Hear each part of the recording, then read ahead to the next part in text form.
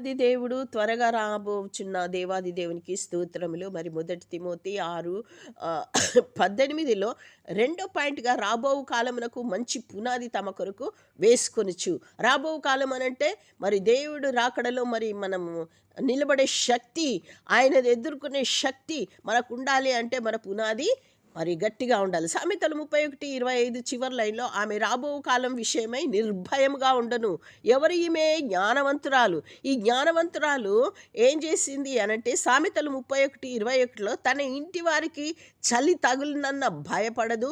ఆమె ఇంటి వారందరూ రక్తవర్ణ వస్త్రములు ధరించిన వారు. అంటే ఇంటి వారందరినీ వాక్యంలో స్థిరపరిచింది. వారందరూ రక్తవర్ణ వస్త్రములు అంటే రక్షణ వస్త్రమును వారు ధరించి ఉన్నారు. క్రీస్తులో కడగబడి ఉన్నారు.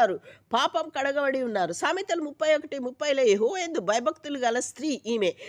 సామెతలు 14:1లో జ్ఞానవంతురాలు తన ఇల్లును కట్టును, 3 రాళ్ళు తన చేతులతోనే తన ఇల్లు ఊడబెరుకుని. ఈమె జ్ఞానవంతురాలు.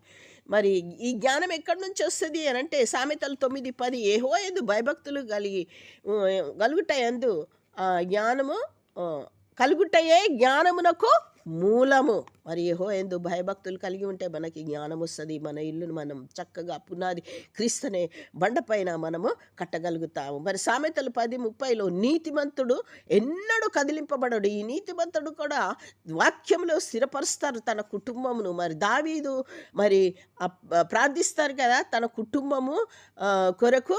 మరి ఆ విధంగా నీతిమంతుడు అట్లాగే ప్రార్థిస్తాడు. మరి దైవ సేవకుడు కూడా మరి 1 కొరింథీ 2:10లో దేవుని చిత్తం వలన యేసుక్రీస్తు యొక్క అపోస్తలుగా నుండుటకు పిలువబడిన పౌలు ఏం చేస్తున్నాడు అంటే 1 కొరింథీ 2:10 దేవుడు నాకు అనుగ్రహించిన కృప చొప్పున నేను నేర్పరి అయి శిల్పకారుని వలె పునాది వేసి తిని మరి ఒకడు దాని మీద కట్టుచున్నాడు. ప్రతివాడు దాని మీద ఎలాగూ కట్టుచున్నాడో జాగ్రత్తగా చూచుకొనవలెను. 11వ వేయబడినది తప్ప మరి ఒక పునాది ఎవడును వేయనేరడు. ఈ పునాది యేసుక్రీస్తే. ఈ యేసుక్రీస్తు అనే పునాది మీద ఆ జ్ఞానవంతురాలు ఇల్లు కట్టింది.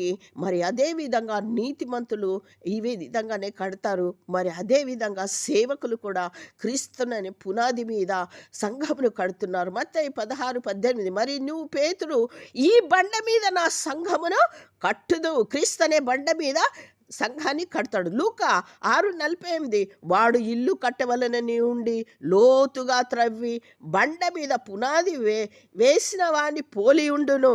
వరద వచ్చి ప్రవాహము ఆ ఇంటి మీద వడిగా కొట్టినను అది బాగుగా కట్టబడినందున దాన్ని కదిలింపలేక పోయిన. వరద ఇవన్నీ కూడా శ్రమలు.